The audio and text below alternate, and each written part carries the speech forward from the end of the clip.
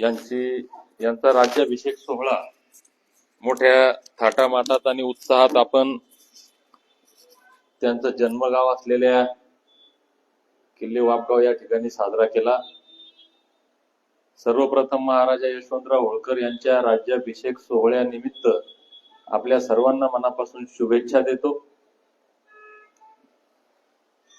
आज नाशिक या ठिकाणी जो राज्याभिषेक सोहळा साजरा होतोय आणि धनगर जमातीच्या एसटी आरक्षण लढ्याच्या संदर्भात जो हा एक संवाद मेळावा होतोय, या निमित्तानं या ठिकाणी उपस्थित भांडसर, आमचे मार्गदर्शक ढेपले साहेब, ज्यांचं देशभर फार मोठं काम आहे, असे आमचे मोठे भाऊ मार्गदर्शक बापूसाहेब शिंदे, या ठिकाणी उपस्थित चळवळीतलं एक चांगलं काम असलेले नवनाथ भाऊ ढगे, संगीताताई पाटील, धुळ्याहून इथं आले जे फार त्यांची तळमळ तिथेही फिरतात आणि इथपर्यंत आले असे सुभाष मासुळे सर, जे पंढरपूरला माझ्या सोबत 16 दिवस उपोषणात होते।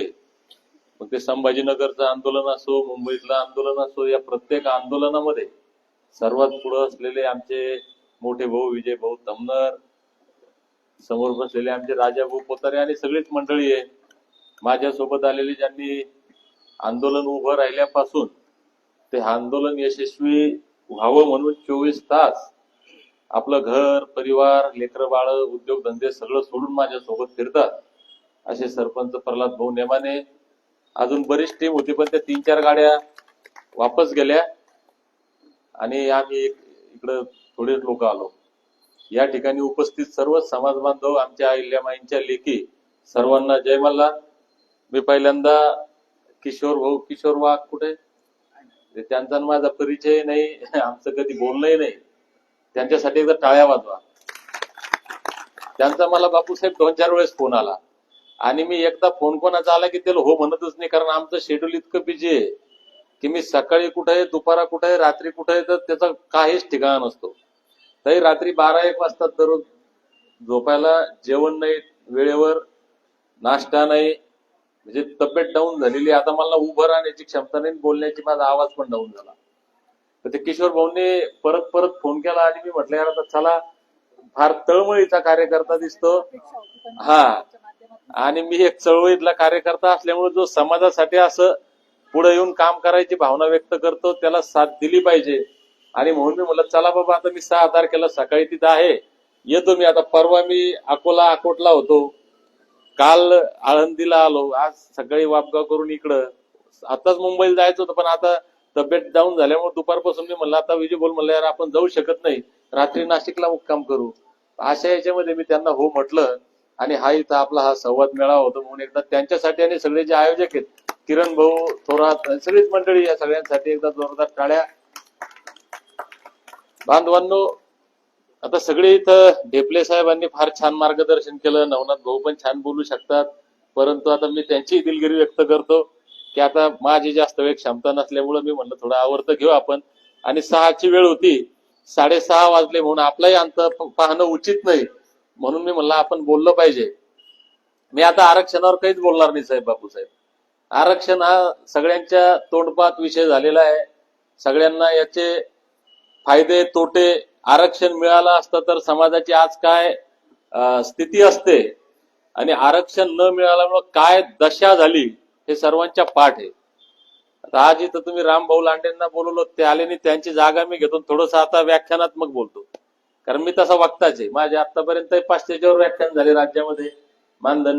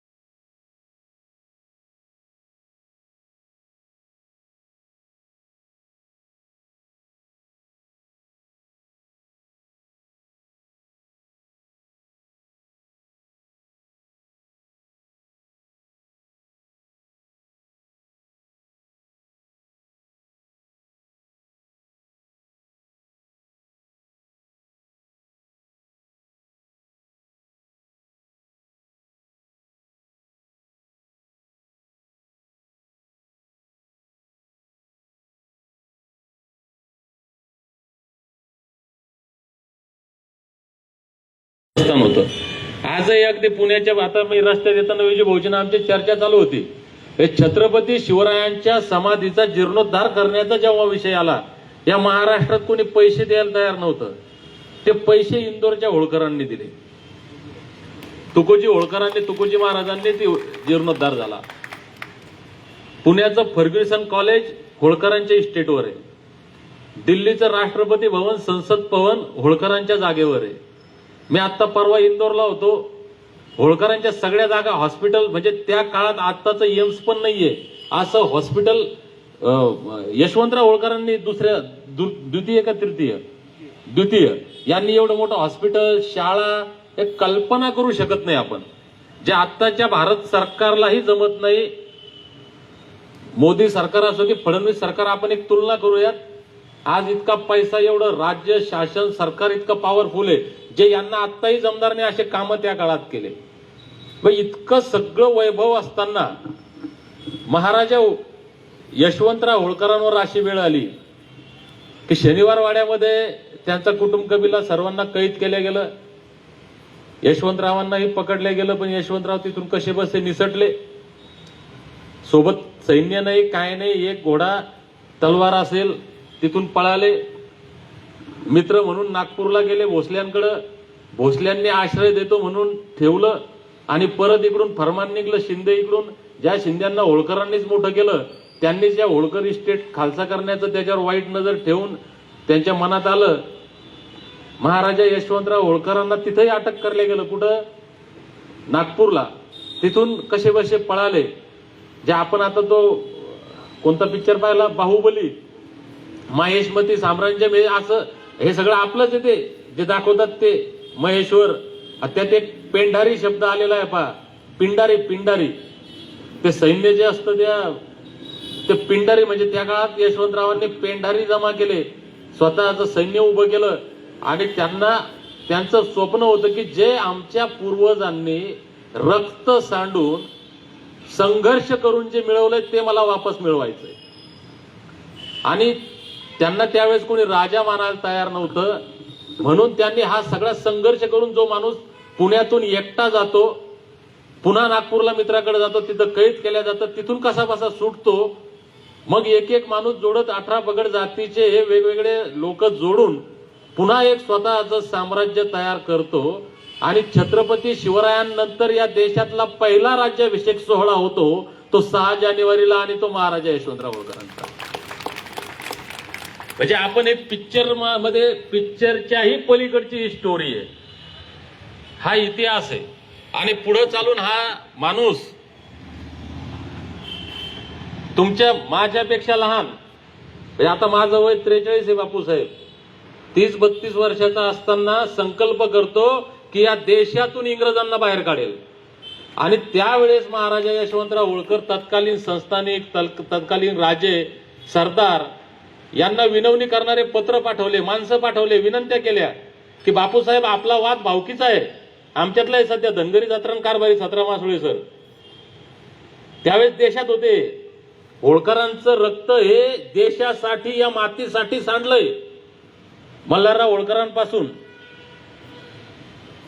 त्या सगळ्यांना, मग जाट असतील, राजपूत असतील, शिंदे असतील, भोसले असतील, या सगळ्यांना पत्र लिहिले, विनंत्या केल्या की आपला वाद आपण नंतर पाहू, आपला गावकीचा भावकीचा वाद आहे. आत्ता आपल्या समोर जे ते परकीय जे शत्रू इंग्रज इथं बसलेत, हे उद्या आपल्या सगळ्यांना गिळंकृत करतील, यांना आत्ता हकलणं गरजेचं आहे. त्यावेळेस इंग्रज या देशामध्ये प्रस्थापित झाले नव्हते. या एकानंही साथ दिली नाही, दुर्दैव या देशाचं, नाहीतर इंग्रजांची सत्ता या देशात आलीच नसती. आणि महाराजा यशवंतराव होळकरांनी एकट्यानं, कलकत्ता त्यावेळेस एकच ठिकाण होतं ताकदीचं इंग्रजांचं, कलकत्त्यात जाऊन इंग्रजांना हाकून लावायची योजना आखली. 24 तास सतत युद्धांमध्ये महाराजा यशवंतराव होळकरांचं एक वाक्य होतं, जिन घर जिन तख्त, म्हणजे घोड्याचं खोगीर हेच माझं घर आहे आणि हेच माझा ताज आहे. आणि सतत लढायावर, सतत मिशनवर, सतत मोहिमेवर. मग इंग्रजांना 18 लढायांमध्ये हरला. जगातला एकमेव राजा आहे महाराजा यशवंतराव होळकर, जगातला. जगात इंग्रजांनी ज्यांच्या सोबत तह केले, तिथे इंग्रज जे म्हणतील त्या पद्धतीनं व्हायचं. आणि महाराजा यशवंतराव समोर झुकले इंग्रज, आणि तुम्ही जे म्हणसाल ते ऐकतो आम्ही यशवंतराव, फक्त आम्हाला इथं राहू द्या, हे विनवण्या केल्या. त्यांना नेपोलियन बोनापार्टचं काम आता आपल्याला शिकवलं, ऐकलं इतिहास. नेपोलियन बोनापार्टच्या कित्येक पट महान कार्य संघर्ष यशवंतरावांचा होता. पुढे चालून मग ते तोफाचा कारखाना काढला. तोफा घालताना त्या आगीमध्ये स्वतः रात्रंदिवस सगळ्यांनी सांगितलं, अरे बाबा थांब, आराम करा महाराज, जास्त दगदग होत आहे, आराम करा, आराम करा. महाराज म्हणले नाही, हे इंग्रज मला इथून हाकलायचे. आणि नंतर ते वयाच्या 35 वर्षाच्या याच्यामध्ये ते मरण पावले. आज महाराजा यशवंतराव होळकरांचा इतिहास सांगण्याचा योग असा, भरपूर आहे. आता मी इतकं सांगत बसत नाही. 1 तास 2 तास 4 तास कितीही कमी पडतील. पण महाराजा यशवंतराव होळकरांचा हा संघर्ष होता, हा मातीसाठी होता, या राष्ट्रासाठी होता, या देशासाठी होता. त्यावेळेस लोकांनी त्यांना साथ दिली नाही.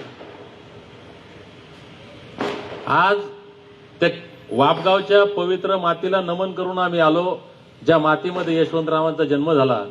बापूसाहेब, हे लाईव्ह आज महाराष्ट्राच्या प्रत्येक बांधवांपर्यंत जाईल.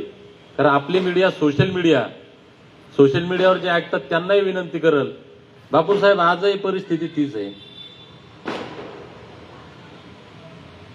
सगळे लढले, ढेपले साहेब, तुम्ही, भांडसाहेब, आरक्षण होत नाही. कसं होत नाही? अरे काही होतं, कौन कहता है आसमां में छेद नहीं होता, अरे एक पत्थर तो तबीयत से उछालो यारो. अरे जरा प्रयत्न तर ताकदीनं केला पाहिजे. मी तुलना करत नाही. मी फार म्हणजे मी माझ्या आयुष्याचं ध्येय, बापूसाहेब, तुम्ही माझं हॉटेल पाहिलंय. माझ्या इथं महामानवांचे फोटो, मी आता इतके नावं घेत नाही, सम्राट चंद्रगुप्त मौर्यापासून सम्राट अशोक, छत्रपती शिवाजी महाराज, महात्मा फुले, बाबासाहेब, शाहू महाराज, हे सगळे असे नावं घेतो मी. आता इतके वेळ नसल्यामुळे घेतले नाही. माझ्या जगण्याचा एकच उद्देश आहे बापूसाहेब. मी नोकरी सोडली, चांगली पोलीस खात्याचे उद्योग व्यवसाय केला असता किमान 100 कोटीची प्रॉपर्टी आज असती नवनाथ भाऊ. मी ठरवलंय, मी ज्या महापुरुषांचे नावं माझ्या मुखामध्ये दिवसभरात येतात, यांचं नाव घेण्याची माझी लायकी झाली पाहिजे. एवढं काम मी केलं पाहिजे त्यांची बरोबरीने. पण आम्ही भांडतोय. विजूभाऊ, आम्ही 16 दिवस उपोषणाला बसलो. डॉक्टरांनी सांगितलं ऍडमिट व्हा. तिथेही माझी तब्येत सिरियस झाली होती. साक्षीदार विजूभाऊ. आम्ही ऍडमिट झालो नाही. रात्री 2 सलाईन घेतल्या. सकाळी उठलो, अँब्युलन्स मध्ये बसून संभाजीनगरला आंदोलन केलं. 8 दिवस ते केलं. तिथून राजूभाऊ आम्ही उठलो, मुंबईला गेलो. अक्षताई बसलेल्या तर तिथून उपोषणात, तिथून मंत्रालयात उड्या मारल्या. असं वाटलं होईल, पण आम्हीच कमी पडलो. विश्वास आमच्यावर कोणी ठेवला नाही. समाज जागाच नाही झालो. 50 लोक नव्हते राजाभाऊ तिथे मुंबईला मंत्रालयात. तिथं जर 5-10 हजार लोक असले, दबाव तयार झाला असता. एवढूशे लोक दबाव तयार करतात आणि आम्ही एवढे असून दबाव नाही तयार होत. आता भांडसाहेब, समाजाचा किती वेळ आणि किती पैसा या आंदोलनामध्ये वाया गेला याचा हिशोब नाही लागत. हे किती दिवस चालवायचं? एकतर हे थांबलं पाहिजे, बंद झालं पाहिजे, आरक्षण मिळून नाही तर न मिळून. किती दिवस लढायचं? म्हणजे आमच्यासारख्यांनी रक्त आटवायचं, स्वतःचा जीव धोक्यात घालायचा, लोकांनी गुन्हे दाखल करून घ्यायचे, वेळ वाया घालायचा, पैसा वाया घालायचा. हे थांबलं पाहिजे नवनाथ भाऊ. म्हणून आम्ही ठरवलं की शेवटचा लढा लढायचा. आणि प्रामाणिकपणे सांगतोय तुम्हाला, मी ठरवलंय ढेपले साहेब, सर्टिफिकेट मिळालं तरी शेवटचा बापूसाहेब, नाही मिळालं तरी शेवटचा. मी विनंती करतो, आमच्यावर विश्वास ठेवा. धनगर जमातीच्या एसटी आरक्षण लढ्याच्या इतिहासातला शेवटचा लढा होणार आहे. आमच्या लेकरा बाळांचं कल्याण होणार आहे. पण कधी? सगळ्यांनी ठरवलं तेव्हा. आज काय चाललंय बापूसाहेब? आज हे उद्विग्नानं मला वाटतं. आता विजूभाऊ, तुम्ही जर मला 3 महिन्यामध्ये जर पाहिलं असेल उपोषण सुटल्यापासून, बापूसाहेब, मी एक शब्द निगेटिव्ह, नकारात्मक किंवा चुकीचा, कोणाला डिवचण्याचा किंवा कशाचा बोलत नाही. पण इमानदारीनं सांगा, आज मी महाराष्ट्रातल्या प्रत्येक धनगराला हा प्रश्न विचारतोय, 3 महिन्यामध्ये धनगर समाजाचे किती लोक या लढ्यामध्ये ताकदीनं पुढे आले? किती आले? म्हणजे काय मजाक चालली, काय गंमत चालली का इथं राजाभाऊ? 3 महिने झाले आज आम्ही घरदार सोडून. आमची हालत फक्त आम्हालाच माहितीये. आम्ही उपकार करत नाही समाजावर, आमचा मोठेपणासाठी सांगत नाही. पण बाबा, आम्ही रक्त आटवून राहिलो, आमचं सगळं जीवन संघर्षमय करून राहिलो. हे यश कधी मिळणार आहे ढगे साहेब? हे भांडसाहेब, हे सगळ्यांनी ठरवलं तर ना. आज यशवंतरावांच्या स्मृतींना आपण उजाळा देतोय. यशवंतराव एकटेच इंग्रजांविरुद्ध लढत होते. 1-2 जरी तुमच्या शिंदे, भोसले, राजपूत, जाट, गुर्जर, शीख कोणत्या तरी 2-4 राजांनी साथ दिली असते ते इंग्रज उघडून फेकले असते देशाच्या बाहेर. आज काय चाललंय? बापूसाहेब दीपक बोराडे हारणार नाही. ही लढाई दीपक बोराडेची नाहीये. मी 21 जानेवारीला मुंबईला जायचं आवाहन केलं भारतीय आपले संगीताताई. नाही आले लोक, नाही भेटलं आरक्षण, माझं काय नुकसान होणार आहे? मला कोणी फाशी देणार आहे? माझं कोणतं टेंडर पळणार आहे? माझी आमदारकी जाणार आहे? मी तर आज सेटलमेंट केलीच, मला काही मिळेल कोणाचं? 1 रुपया पावनस्थळी अहिल्यामाईंच्या इथं 1 रुपया आम्ही कोणाचा घेतला नाही. पदासाठी पैशासाठी काम करत नाही आम्ही. सामान्य जनता पेटली हो. मी माफी मागतो तुमच्या सगळे सगट. मासुळे सर, हे माणसाला काय गरज आहे? या गावात बैठक घे, त्या गावात बैठक घे, जे काम करू राहिले त्याचे आभार आहे, पण खरंच ज्या ताकदीनं समाजाची चळवळ पेटायला पाहिजे त्या ताकदीनं पेटली का हो? पेटली का नवनाथ भाऊ? मग का आजही सांगा बापूसाहेब लोकांनी की दीपक बोराडे तू चुकीचं करतोय, लढा चुकीचा आहे, बंद करून टाकू. पण मी म्हणतो अरे बाबा, मी आवाज आहे 2.5-3 कोटी धनगरांचा. ही लढाई दीपक बोराडेची नाही, या महाराष्ट्रातल्या 2.5-3 कोटी धनगरांची की ज्यांना गेल्या 7 दशकांपासून या घटनादत्त अधिकारापासून वंचित ठेवलंय. या 2.5-3 कोटी धनगरांचा आवाज म्हणून मी बोलतोय. मी माझं नाहीये.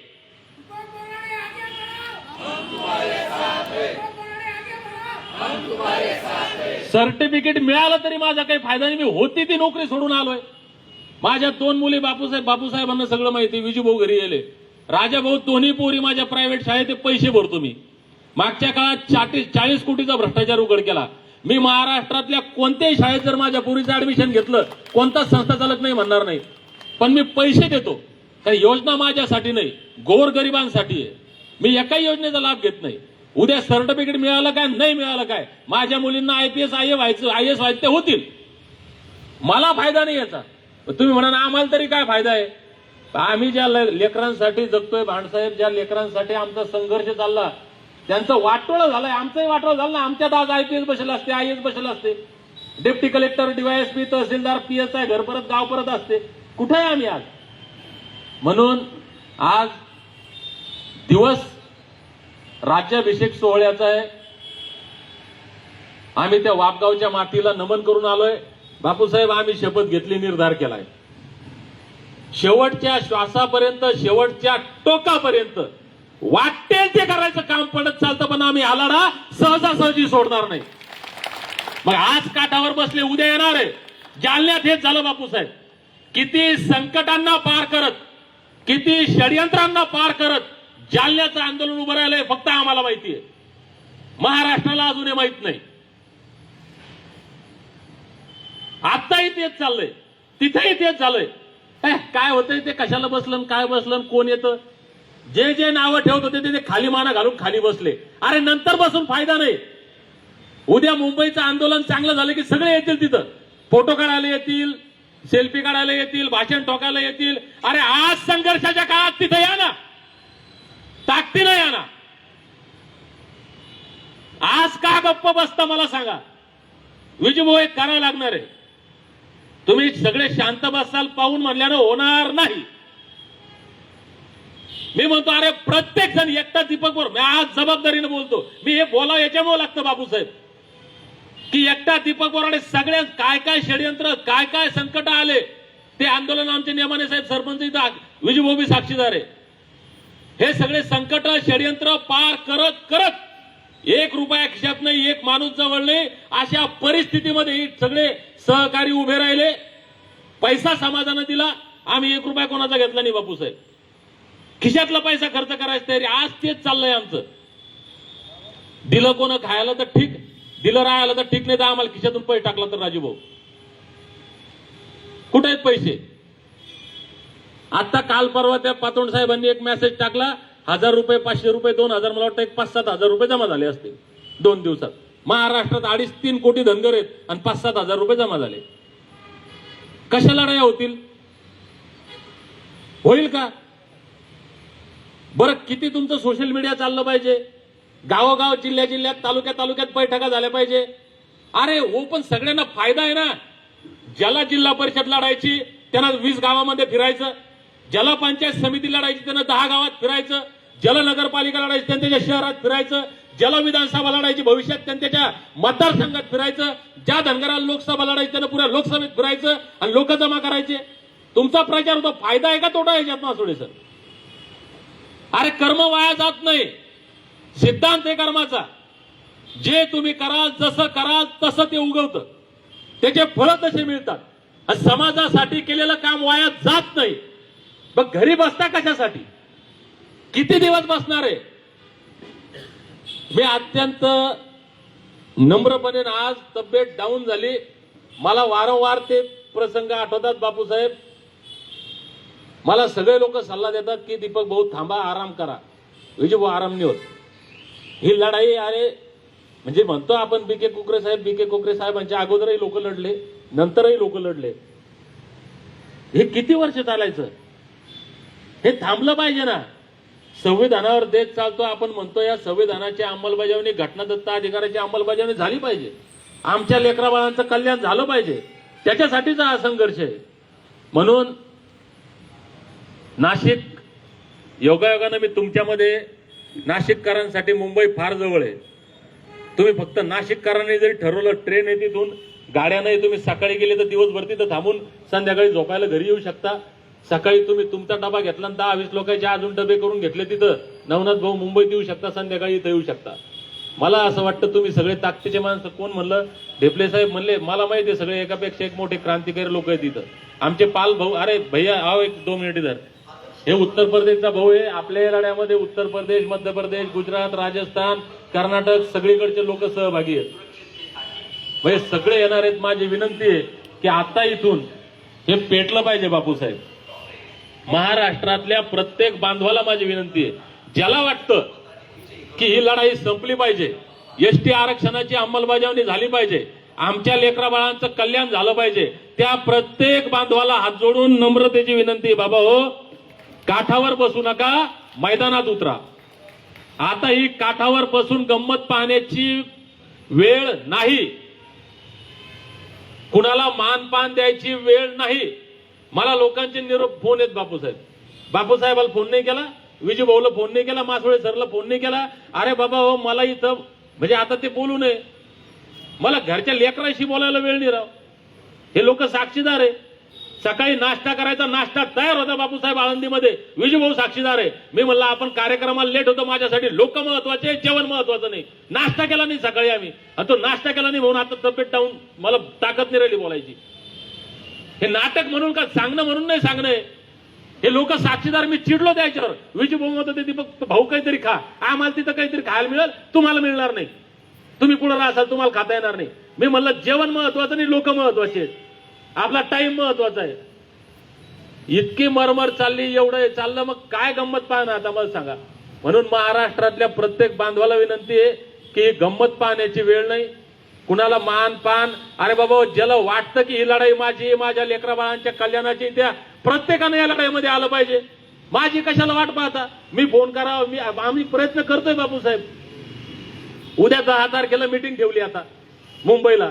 ज्याला ज्याला वाटतं महाराष्ट्रात, मग ते आंदोलक असतील, उपोषणकर्ते असतील, ज्याला ज्याला वाटतं की या लढ्यामध्ये आपलं योगदान असलं पाहिजे, ज्याला ज्याला वाटतं की आमच्या लेकराबाळांचं कल्याण झालं पाहिजे, त्या प्रत्येक माणसाने, किंवा ज्याला असं वाटतं दीपक बोराडेचं हे चुकतं, ज्याला असं वाटतं दीपक बोराडेनं हे करायला पाहिजे, ज्याला असं वाटतं दीपक बोराडेनं हे नाही करायला पाहिजे, मासुळे सर, या सगळ्यांना हात जोडून नम्र विनंती की 10 तारखेला मुंबईला या आणि मला सांगा बाबा एकदा काय करायचं आणि काय नाही करायचं.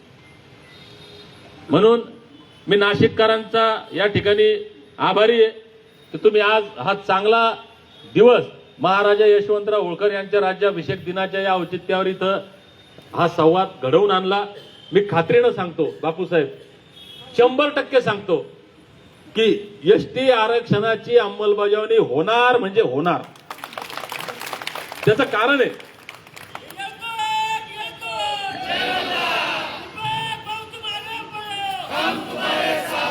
आम्ही मागतोय ते कायदेशीर आहे. कायद्यापेक्षा मोठं आहे राजाची इच्छा. देवेंद्र फडणवीस यांनी लाखो लोकांसमोर आम्हाला सांगितलंय, राजा भाऊ, नरेंद्र मोदींनी लाखो लोकांसमोर आम्हाला सांगितलंय की आम्ही तुम्हाला देतो. आणि आज हे दोघंही सत्तेमध्ये त्यांनी ठरवलं तर ते सूर्य बी इकडून पश्चिमेकडून उगवू शकतात, काहीही करू शकतात. महासत्ता आहे, जागतिक महासत्ता झाली. त्यांच्या निर्णयाला चॅलेंज नाही, ते काहीही करू शकतात. मग जे सांगितलंय धनगरांना, जे वचन दिलंय ते पूर्ण करा, हे म्हणण्यासाठी आम्हाला दबाव निर्माण करावा लागणार आहे. आणि ती संधी आत्ताच आहे, पुन्हा येणार नाही राजाभाऊ. कारण आतापर्यंत जे आंदोलन झाले, प्रत्येक वेळेस बापूसाहेब आंदोलन उभं राहतं, डेपले साहेब आंदोलन उभं करणारा प्रामाणिक असतो, कोणालाच वाटत नाही की माझ्या समाजाचं नुकसान व्हावं. पण हे राज्यकर्ते चतुर, चाणाक्ष, धूर्त आणि तितकेच कपटी असतात. मग ते कधी कोर्टाच्या नावावर, कधी कमिटीच्या, कधी आयोगाच्या, कधी योजनांच्या नावावर. साहेब, योजनेची गरजच नाही. एक एसटी मिळाली ना तुम्हाला अमृतच मिळालं साहेब. ह्या योजनेची गरजच नाही तुम्हाला सांगतो. मग हे फसवतात. आता हा लढा फसणार नाही, कारण त्यांच्या समोर महाराजा यशवंतराव होळकरांच्या विचारानं, संघर्षानं प्रेरित झालेला एक असा तरुण उभा आहे की त्याची कल्पना कोणीच नाही करू शकत. त्याच्यामुळे मी आपल्याला एकच खात्रीनं सांगतो, कोणत्याही परिस्थितीत, मी कोणतेही शब्द वापरतो बाबूसाहेब, शेवटच्या श्वासापर्यंत हा लढा कसल्याच प्रकारचा दबणार नाही, थांबणार नाही, विकल्या जाणार नाही. त्याच्यामुळं वातावरण पेटलंय, लढाईला तोंड फुटलंय. आता काठावर कुणीही बसू नये. ज्याला जे योगदान देता येतं, आता आमचे एक भाऊ बोलले, ज्याला बोलता येतं त्यानं बोललं पाहिजे, ज्याला लिहिता येतं त्यानं लिहिलं पाहिजे, ज्याला बुद्धी देता येते नियोजनात त्यानं दिली पाहिजे, ज्याच्याकडे पैसा आहे पे बॅक टू सोसायटी बाबासाहेबांनी सांगितलंय, ज्याला ते देता येतं ते दिलं पाहिजे. काहीच नाही करता येत तर मोबाईल प्रत्येकाच्या हातामध्ये, ते पण एक छान कोण तरी सांगितलं. मासुळे सर म्हणले की कोण म्हणलं, 10 लोकांना आपण फोन करू शकतो, 10 लोकांनी 20 लोकांना फोन करायचा, हे करू शकतो. आणि आजचा दिवस फार महत्वाचा आहे मायाबापा हो. डॉक्टर बाबासाहेब आंबेडकर म्हणतात, जो समाज आपला इतिहास विसरतो तो समाज इतिहास घडवू शकत नाही. आणि आज इतिहासाला स्मरण करण्याचा दिवस आहे, इतिहासाचा उजाळा करण्याचा दिवस आहे. महाराजा यशवंतराव होळकरांचा पराक्रम, त्यांचा संघर्ष हा आठवण्याचा दिवस आहे. त्यांच्या पराक्रमापासून, त्यांच्या संघर्षापासून आणि होळकरांच्या ज्वाजल्य, गौरवशाली, वैभवशाली, दैदप्यमान इतिहासापासून प्रेरणा घेऊन आजच्या पिढीतल्या धनगरांसाठी नवा इतिहास निर्माण करण्यासाठी आम्हाला सज्ज व्हायचंय. म्हणून कुणीही काठावर न बसता येणाऱ्या 21 तारखेला मुंबईमध्ये धनगरांचं पिवळं वादळ अशा पद्धतीनं गेलं पाहिजे की तुमच्या मोबाईलमध्ये, कॅमेऱ्यामध्ये नाही, सॅटेलाइटमध्ये सुद्धा चित्र कॅप्चर करता आले नाही पाहिजे. तुमच्या नाशिक पासून बापूसाहेब मुंबईपर्यंत गाड्यांच्या रांगा लागल्या पाहिजे. आमच्या मल्हार मावळ्यांचा, अहिल्यामाईंच्या लेकींचा, संगीताताई ज्यावेळेस पाय पडल आझाद मैदानावर, तर मुंबईत ज्या गल्लीत, ज्या रस्त्यावर, ज्या मैदानात कॅमेरा गेला तिथं पिवळ्या साड्या, पिवळे लुगडे घातलेल्या अहिल्यामाईंच्या लेकी, पिवळे पटके फेटे बांधलेले आमचे मल्हार मावळे, गळ्यात पिवळे रुमाला घातलेले मल्हार मावळे आमचे दिसले पाहिजे. एवढीच विनंती करतो. खात्रीनं सांगतो, आपण जर ही लढाई ताकदीनं लढलो तर जिंकल्याशिवाय राहणार नाही. पर्यायच नाही फडणवीसांपुढं. किशोर भाऊ, पर्यायच नाही. मी आजच जाहीर करून टाकतो, फडणवीसांसाठी 2 ऑप्शन. लोक मला म्हणतात, जर नाही दिलं तर काय करायचं? नवनाथ भाऊ, काहीतरी पर्याय आपण दिला पाहिजे, काही योजना काही घेतलं पाहिजे. 2च पर्याय फडणवीसांना आज मी या नाशिकच्या क्रांतीच्या भूमीतून जाहीर करून देतो. एक तर संविधानामध्ये जे 47 जमातींची यादी आहे, संविधानानुसार त्या 36 नंबरला धनगर हे तुम्हीच आहेत हे मान्य करून, धनगरांच्या उपकाराची जाणीव ठेवून दिलेला शब्द पाळणे, आमच्या लेकरा बाळांचं कल्याण करणे. पर्याय नंबर 1. पर्याय नंबर 2, राजा भाऊ, जे 36 नंबरला आहे त्या यादीमध्ये 47च्या, ते तुम्ही नाही. मी जे बारामतीत बोललो होतो ते चुनावी जुमला होता, खोटं बोललो होतो. नरेंद्र मोदी जे पंढरपूरला बोलले होते हा चुनावी जुमला होता, खोटं बोलले होते. आम्ही तुम्हाला आरक्षण देऊ शकत नाही, माफ करा. या 2च अटीवर दीपक बोराडे लढा थांबवल. काय होईल बापूसाहेब परिणाम? देतील का माफी मागतील? हे आपल्याला ठरवायचंय. 2च पर्याय आहेत फडणवीसांपुढं, पण त्याच्यासाठी तुम्हाला तिथं मुंबईत जावं लागल, मुंडक्यावर पाय द्यावं लागल, तेव्हा ते होणार आहे. लय लाड झाला. आमचे दुश्मन नाही येत ते, पण दोस्त किती दिवस म्हणायचा हा प्रश्न आता पडला पाहिजे ना आम्हाला. 12 वर्ष झाले फसवणूक चालली. मग आम्ही दोस्त म्हणतोय, पण किती दिवस?